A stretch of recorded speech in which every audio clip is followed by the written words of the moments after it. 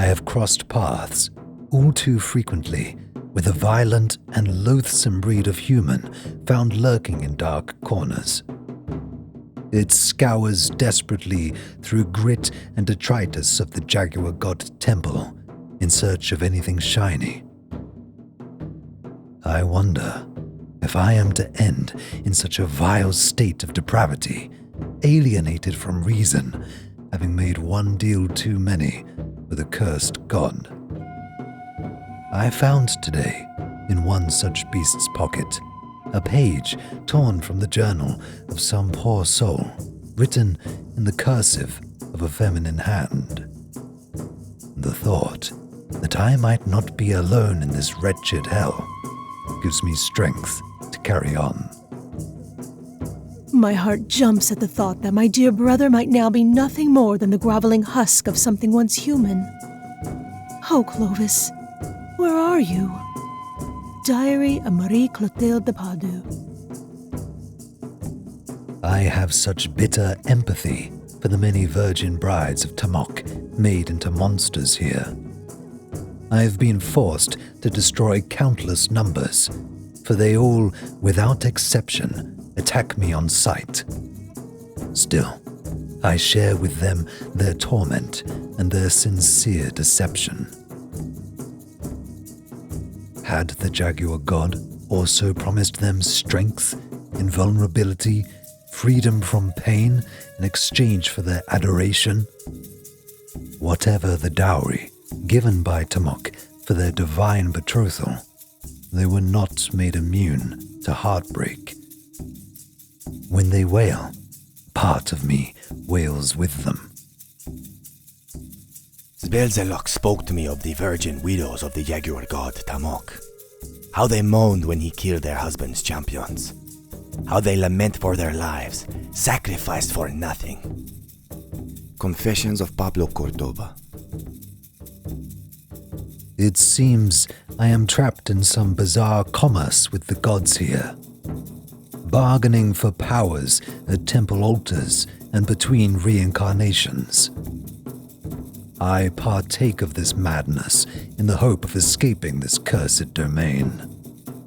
All the while, my struggles are monitored by the deadly eyes of Xak'olchir, the god that has conquered the others. How am I to escape death? My body grows stronger with each reincarnation, my mind quicker and my knowledge complete. But a voice keeps telling me that this fight is futile. I cannot outrun the inevitable.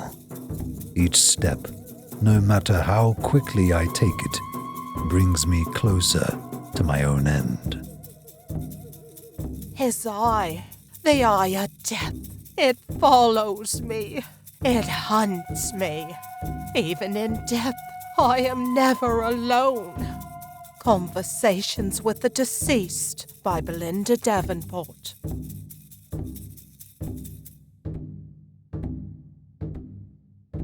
I have met proof that the Xucat priests mastered a form of blood magic that could be used to heal or drain the life from a victim. They can reduce their bodies to a pool of liquid and then reclaim shape to continue their fight when the advantage suits them. Though the process must be terribly painful, it appears they feel nothing. There is a cruelty in the priest's eyes that I fear I am now reflecting in my own. Each gift of Tamok bears an insidious price. The less suffering I feel, the easier it is to inflict pain upon my enemies. Will the price of my escape strip me of my humanity? They traveled here and there, jumping through pools of their own blood. Confessions of Pablo Cordoba. To think, I set out upon this expedition to catalogue artifacts and decipher ancient glyphs of the Xucat civilization. If through some miracle I am able to dig myself out of these cursed corridors to one day recount the full extent of my encounters, my peers shall bury me in derision. Today, I battled a warrior with no head. It had been severed from his body long ago by the god of death, and yet still he fought. Should I write that? They would take me for a writer of weird fiction, to be shelved alongside the works of parlor mediums, alienists, and scribes of strange bestiaries. You do not need a mind to serve. The body is animated by sheer will alone. Conversations with the Deceased by Belinda Davenport. I have pierced another mystery of these conniving Xucat gods. Xak'olchir, the god of death, and Tamok, the god of wonder. Both love jaguars. Tamok, who resembles a jaguar in form, awards his followers with the carnivorous attributes of the animal. Xak'olchir, the greatest of the gods of pain, seems to have defeated Tamok and keeps infernal jaguars as guardian pets. Has Xak'olchir placed these beasts to belittle and deride Tamok, or to punish anyone seeking divine powers? The two branches of their pantheon, wonder and pain, are at war in this temple.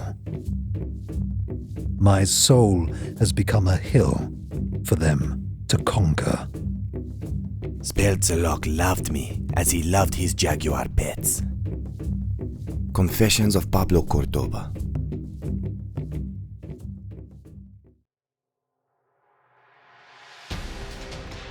I have been promised by Tamok, the jaguar god, so many things if I follow his path. Each sacrifice is a trade for greater invulnerability. Each divine power, a promise of victory against death's minions. Is that what you promised this bloodthirsty champion Tamok? This shell of a man who tracks me in the shadows. He was defeated by a god versed in pragmatism. Which miserable wretch must I next defeat? There is no greater tragedy than a dying man who clings desperately for the last seconds of a miserable life. The last words of my brother, I had thought, a delusion born from the despair of mourning. He claimed he knew a way to exact vengeance upon those who had wronged our family, a way to gain the power of a god. Diary of Marie-Clothilde de Pardieux.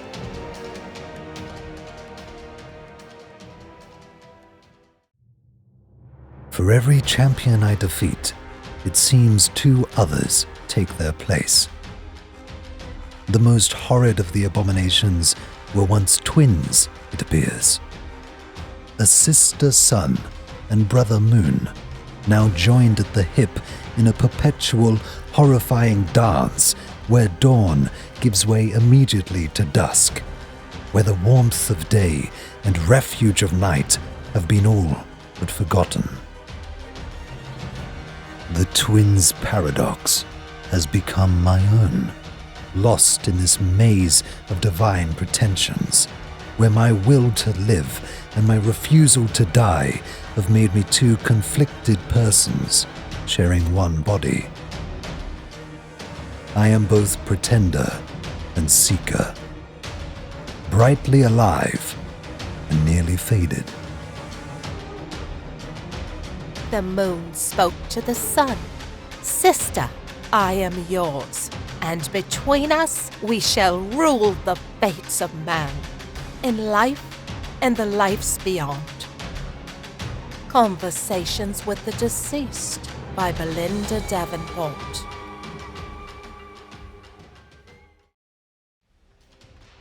And so, Xak'olchir himself stood before me. The god of death made flesh.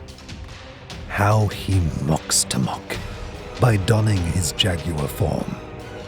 How he dwarves his minions who flee before his might. Though I defeat this paragon made death in my quest to escape this wicked tomb, there is always another cursed challenge lying just beyond the next granite door. Should it take me 1,000 lifetimes and 1,000 violent deaths, I will escape you, Xak'olchir. May curses rain upon all these gods of pain and wonder. I seek not their immortality, but refuse to die the entertaining sacrifice in their preposterous charade. Xak'olchir blessed me with his curse. The curse of knowing that one day I would die, no matter how powerful I should within these walls become. Confessions of Pablo Cordoba.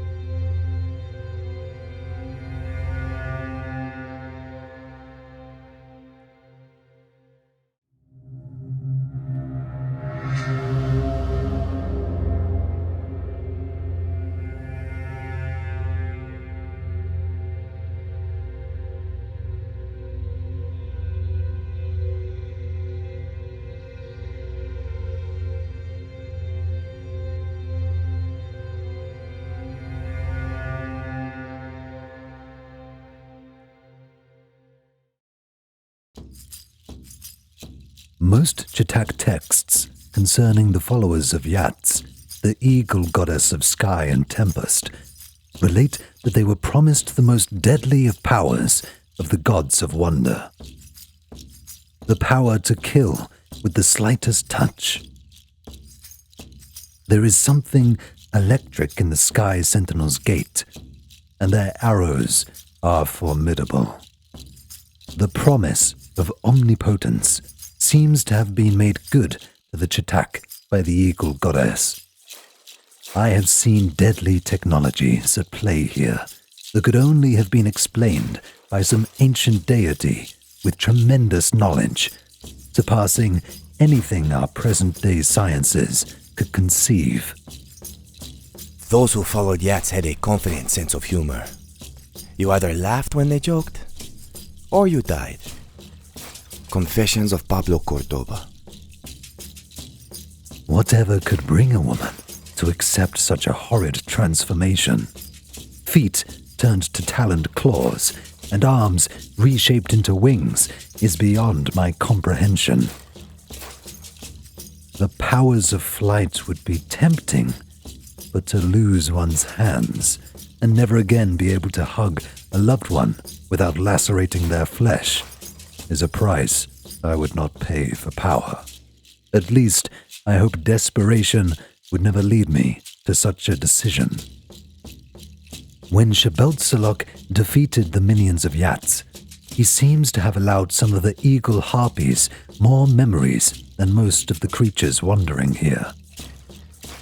I've seen more than one harpy call for assistance from his sisters, as if they retained a certain bond. I swear I heard a winged witch screeching my brother's name. These walls have become my madhouse, from which I shall never escape with mind unscathed. Diary of Marie-Clothilde de Pardieux. The ancient sciences, taught to her followers by the goddess Yats, are beyond our centuries' understanding. I have seen women once made of flesh and blood transformed into walking sculptures, their skin hardened to a density nearer that of marble than meat. These armored protectresses move with bottled lightning coursing through their veins. When they sleep, they are practically invincible. When awoken, they are lumbering visions of death. Xak'olchir despises these statuesque maidens, that roam the temple floors of the Eagle Goddess. Perhaps it is because they are no longer mortal, nor completely dead. They've become simply things, creations of Yats, transformed in death, killers that can neither feel pleasure nor pain, purpose nor hope. I can still hear the god of death laughing as he watched us die, stomped into a pulp by our own creations. Conversations with the Deceased by Belinda Davenport.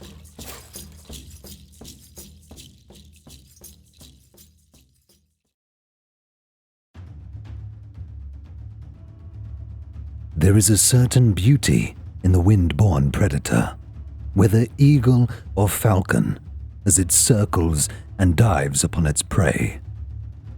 Of all the minions of Yats, there is a caste of warriors that I've come to call Ladies of the Blades, who inspire a similar charming fascination.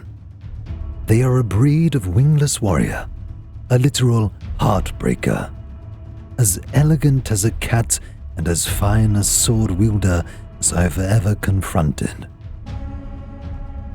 These lithe warriors of Yats make me pine for the civilized world more than anything else still dancing in these wicked halls. I no longer fear they might kill me. I've forgotten what it is to be afraid of dying. I fear only that I might someday, in some bout of madness, ask the gods of wonder to transform me into one, that I might dance with them in one never-ending ballet of steel and graceful agony. A noble warrior maiden came to me with a ghastly message from my brother. She told me not to fear, for he had become a champion of the god of death. Diary of Marie-Clothilde de Pardieux. I have wondered from where Xak'olchir's power to animate the dead originates. I found something of a clue, spying upon a strange ghost of a creature carrying a powerful urn. It could absorb life energy of some sort, and then use it against an adversary. Whether the urn was a gift of the Eagle Goddess to her followers, or a reliquary of the god of death, I have not yet determined. Could it be the heart of a wielder trapped in a jar, a quest for immortality where the body was forfeited in some vile experiment? There are some weapons I refuse to wield, no matter the cost. Yats offered me the power to steal years of life from her slaves and to add it to my own. I refused, and she laughed, as if I were the first. Confessions of Pablo Cordoba. I can only shiver at the perverse promises made to TAC followers by the Eagle Goddess that mothers and fathers might be willing to deliver their own unborn babies to vile experimentation. I have battled with a breed of human infants suspended in the floating womb of an electrified cloud of energy. Every angry wail of these ill-begotten abominations fills the air with death. Surprisingly, it does not pain me to destroy these children born into eternal tantrums. The science of Yats does indeed deliver terrifying power to those subjected to it, but the contorted result resembles something more monster than human, devoid of empathy and joy. Of all the creatures that fell to Xak'olchir, only the flying babes were shown pity. They were victims, not villains. The futures traded for power. Conversations with the Deceased by Belinda Davenport.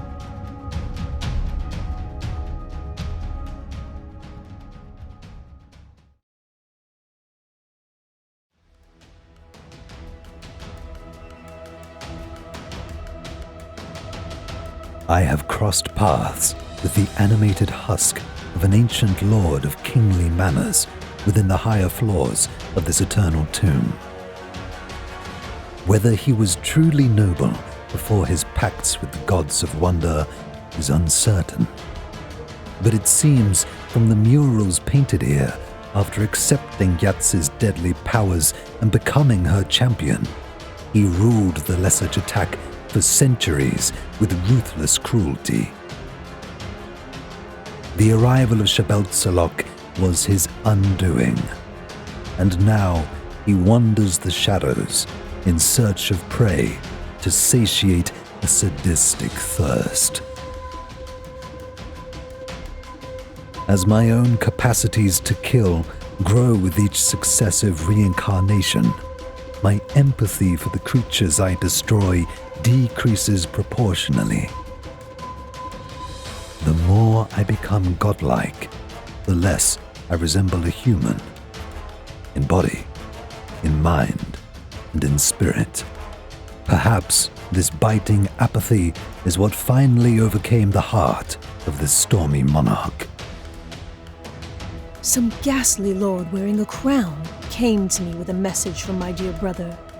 He said he had made a pact with the god of death, and if I were to leave now, my life would be spared. Diary of Marie-Clothilde de Pardieux.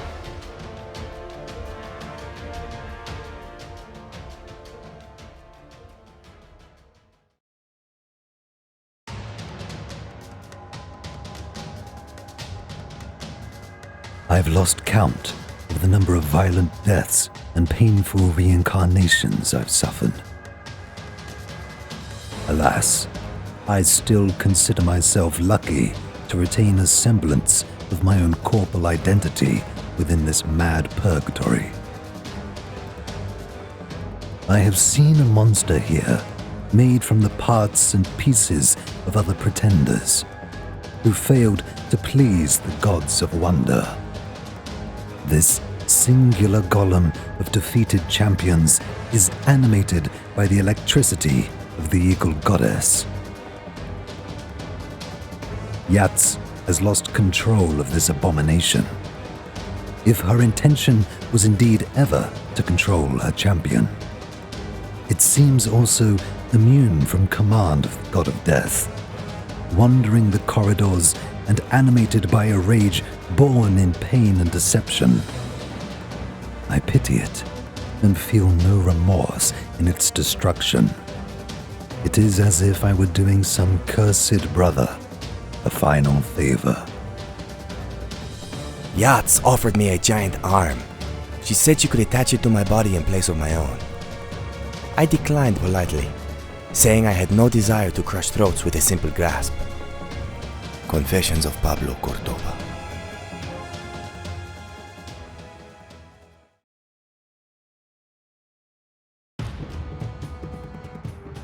The avatar of Yatz was certainly once beautiful, proud and imbued with a lofty confidence.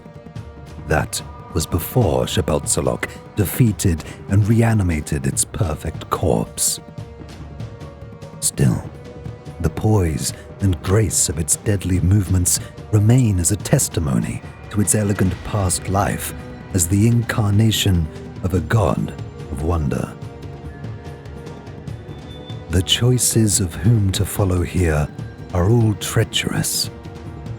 Yatz awards you amazing power, the ability to snatch a life in the blink of an eye. When taking a life is made so simple, its value seems to diminish in equal proportion. Were I to survive this temple with powers intact, I fear that I might well have been made a murderer, sans remorse, sans regret. I never took a life that I felt shone brighter than my own. Conversations with the Deceased by Belinda Davenport.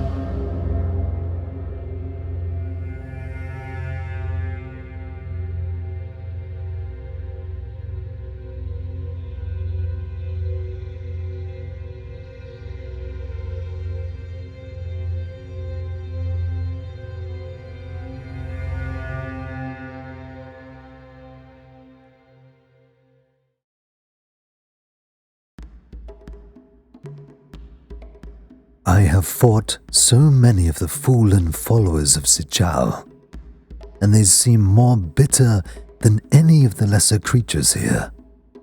Judging from their incessant moaning and my deciphering of the bloody Xucat inscriptions on the walls, it seems that they were promised the divine wisdom of their gods of wonder. This path, akin to that of alchemy, led them to madness and empty defeat. Omniscience is a treacherous power for mortal coils. Though we humans are capable of godly ambitions, we lack brains big enough to house it. Oh, what I would give to know far less of the mysteries that have been revealed to me in this cursed place. Xak'olchir and I could never find common ground. She knew everything. I knew nothing. Confessions of Pablo Cordoba. There is a particularly vile creature roving here that the gods of wonder helped create, and the gods of pain perfected. This temple was built to bridge a commerce between the gods and the Xucat. Divine powers traded for gold and devotion. Alas, as the Xucat acquired these gifts, began the slaughter and sacrifice of neighboring tribes. A caste of body collectors gathered the corpses for burial and came to worship Xak'olchir and thrive on his pestilence. When the god of death conquered the temple, they welcomed him with open arms. It is growing hard to hate the more wretched of these fiends. Are they not simply obeying their deathly nature? And as I continue to linger here, slaughtering to survive, it is as if they've become my kindred. Beware death by plague bringer. It does not come quickly, and it never comes fast enough. Conversations with the Deceased by Belinda Davenport.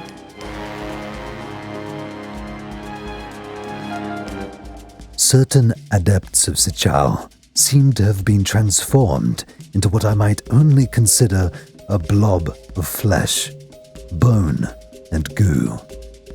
Their mystical rites require the ingestion of poisonous brews. Thought to help, I gather, pierce the mysteries of the gods. They've been promised divine transformation, and if this is a step in that transition, I pray I never come to know it. They seem to amuse Xak'olchir, for of all the creatures roaming these temple floors, he seems to have made little to change their original physical appearance. Their illusions of becoming godlike, on the other hand, were squashed like so many insects being ground by a mortar in a pestle. Oh, my brother, what horrid bargains were you forced to contract with the devils of this place? All in the name of bringing forlorn glory to our house. Diary of Marie-Clothilde de Pardieux.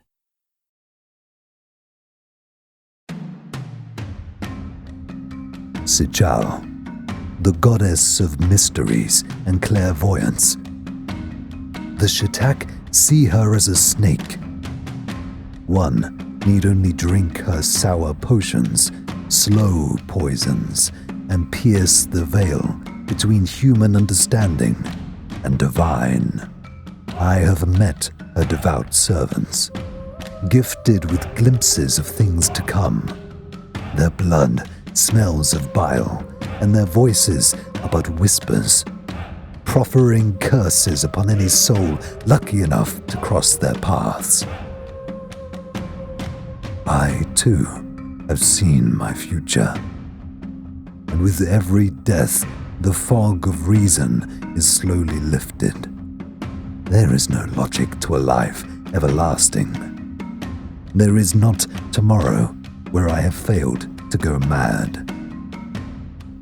Xucat is the most devious of the gods of wonder. She is all-knowing and blinds her servants with the truth. Confessions of Pablo Cordoba. I have witnessed the transformative powers of Xucat, brought on by the many droughts and potions her followers consume. Hands made weapons of bone and flesh. Teeth made blades sharper than steel. The goddess has offered me the knowledge of the gods and their divine secrets. I need only partake in their rituals and become one with the mystery. I must admit, like all the paths of the gods of wonder, the promise of omniscience is a tempting one.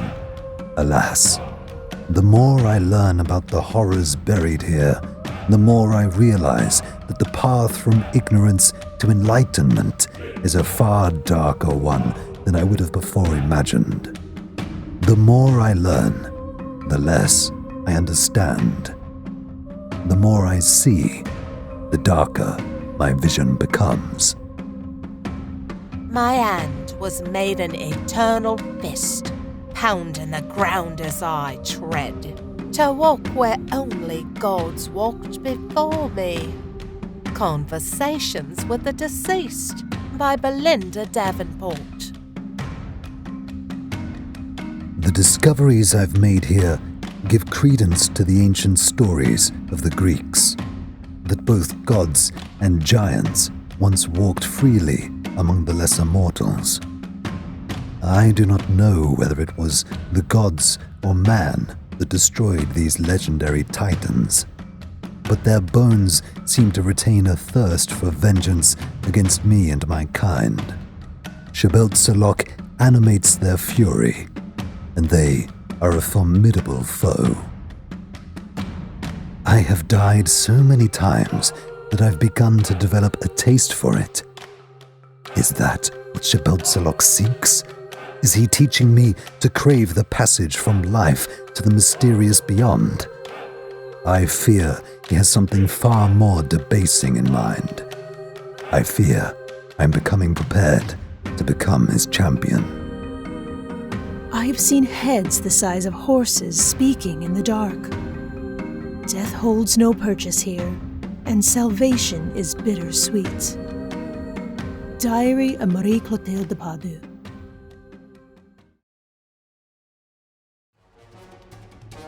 Age seems a pointless concept for those kept from dying, but some of the denizens of these walls seem older than the temple itself. I've battled a collector of skulls, or a hag, or a crone of sorts, who has followed the path of Xucat to its bitter end. Xak'olchir seems amused by this wicked witch who tosses skulls like potato bombs. I have nothing left to die for, yet still I cannot abandon the desire to live. Is this my destiny?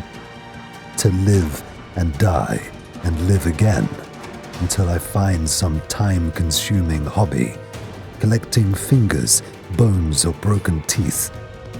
Perhaps then they will make me a champion of the snake goddess, and the day I escape, I would have enough strange artifacts to open a museum.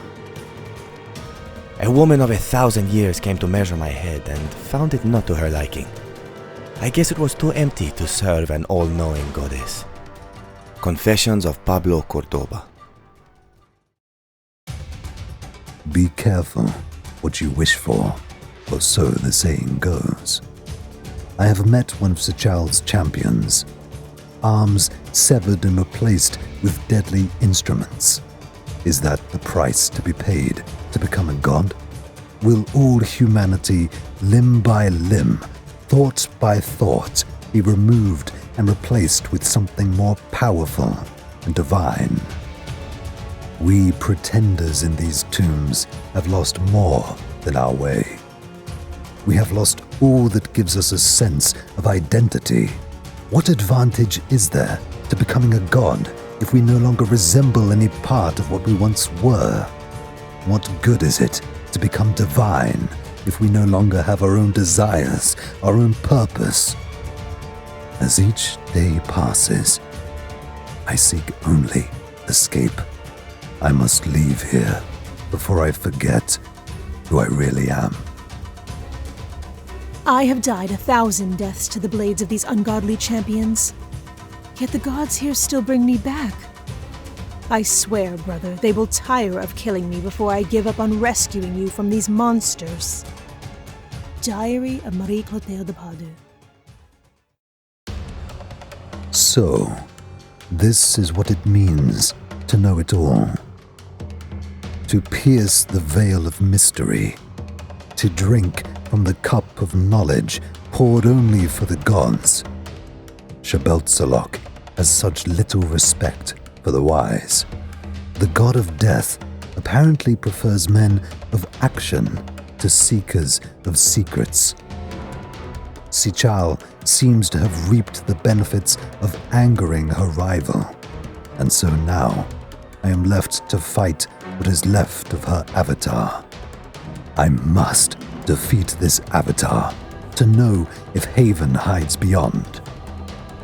The only question that troubles my weary soul is whether the world I once knew will retain its once pleasant taste to me.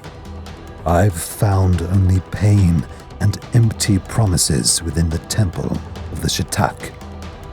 I fear anything less dreary might seem trivial.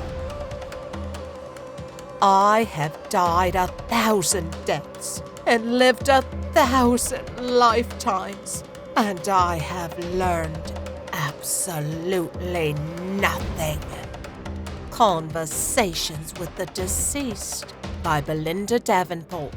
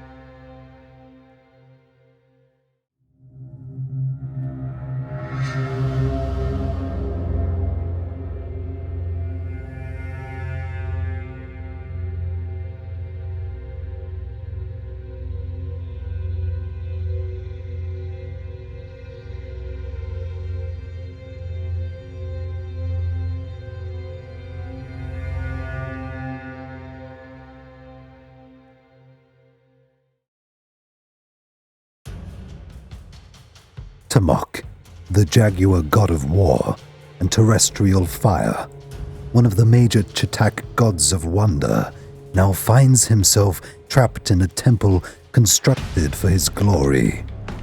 He promised his followers invincibility and invulnerability, a fancy way of saying they would be immune to all forms of suffering. What a farce. He neglected to warn them that the path leading away from the gods of pain would distance them cruelly from their humanity with every sacrifice accepted. As they embraced the powers of the Jaguar god, their sense of empathy dissolved, and a cruel savageness filled the void. They began to paint their walls in their kindred's blood. I have tasted Tamoc's powers and paid him in gold.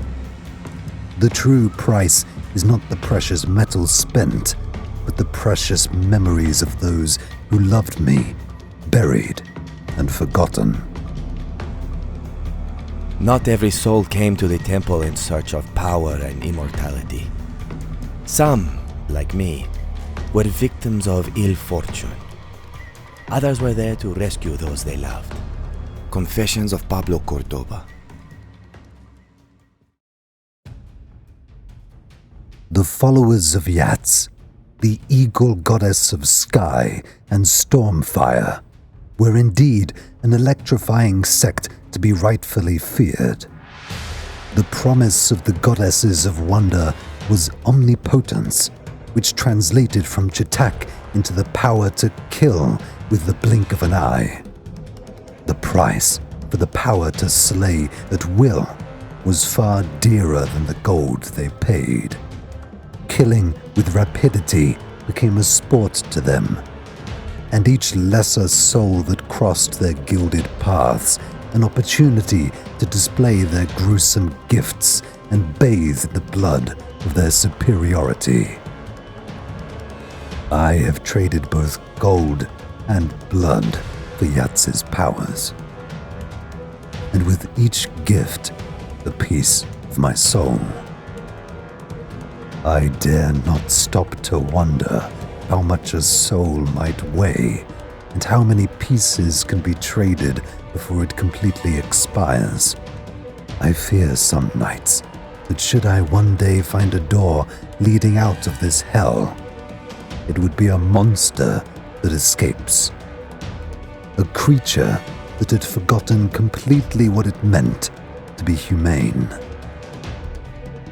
I know a piece of my brother Clovis remains within that electrified frame. He defied a goddess to spare my soul, and it cost him greatly. Diary of Marie-Clothilde de Pardieux. I should have known better than to trust a snake. No matter how tempting her songs and inebriating her secrets, Xak'olchir, serpent goddess of divine sight and perception, is the most treacherous of the gods of wonder. For her lies are cloaked in a truthful passion for mystery. She promises omniscience, which her followers mistakenly believe is a path to controlling their own futures. It is only once their husk has lost its vibrant shape and their hairs have turned to wire that they realize they have also escaped life as they once enjoyed it. Xak'olchir reveals to them so many amazing things, more than a mind can hold, and it drives them to the brink of madness. Xak'olchir's brews, if taken with good measure, do heighten the senses, and when their effects are in full force, it is as if one could smell gold through the walls and treasures through the oak of their chests. In the end, greed is the only virtue the serpent goddess truly inspires. And true death is the only thing remaining worth a wish. Xak'olchir promised me the secrets of the gods, and she filled my mind until I had forgotten who I was. Conversations with the Deceased by Belinda Davenport.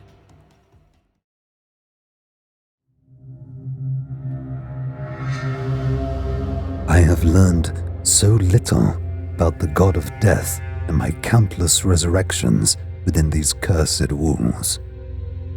The Shatak call him the leader of the gods of pain. All I know is that now he rules these temple walls. Once dedicated to the gods of wonder and the Jaguar, serpent and eagle gods are now his prisoners. Xak'olchir claims that he only wants men to remain human and women to remain humane. Such is his purpose, and such is his aim. All I know is that I want him dead. 1,000 evils could never hide a single gesture of good. And so, one day Belzelok, after a glass of blood and a good laugh, offered me my freedom. Confessions of Pablo Cordoba.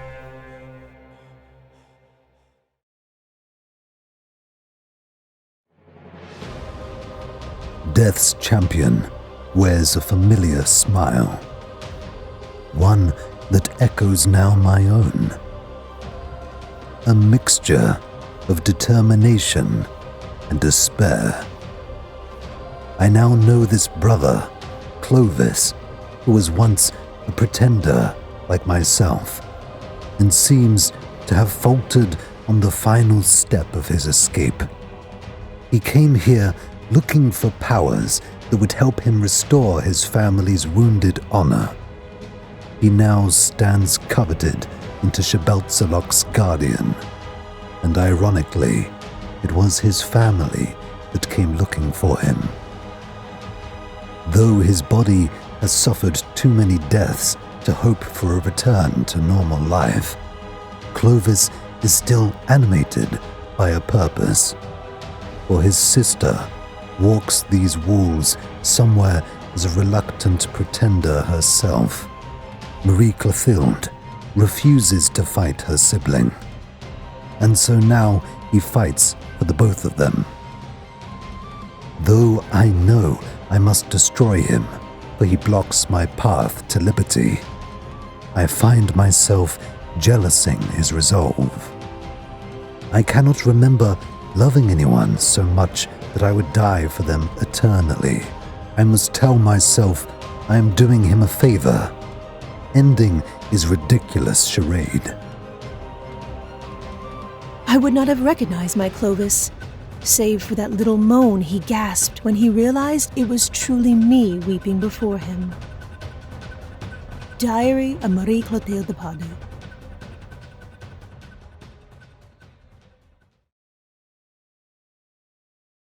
To those who await my return, forgive me. I have defeated this place and its gods, and the dying Xak'olchir explained the choice I had to make. Leave and free the gods of wonder, or become his champion and keep them in. I have chosen to stay. Though freedom is impossible, there are a few privileges awarded to Death's guardian. I freed Marie-Clothilde and let her depart with her brother's remains. She kissed me with a kiss that gave me more pleasure than regret, and then ventured forth into what for her would be a new century. Xak'olchir laughed and told me that she was not the first pretender to escape, and it would be up to me if she were to be the last. I could not allow the gods of wonder to roam the earth again. Their promises proffered to my modern world would drown humanity in greed and heartless competition. They would be the death of humanity. Someone has to remain human here, to keep the gods at bay, and to keep pretenders from selling their mortality. I am Caradog McCallister, Death's champion and guardian of the dead gods. I met a man, a noble man, worn and tempered by the fires of the temple, who had saved his own soul. I owe him my life. Diary of Marie-Clothilde Pardieux.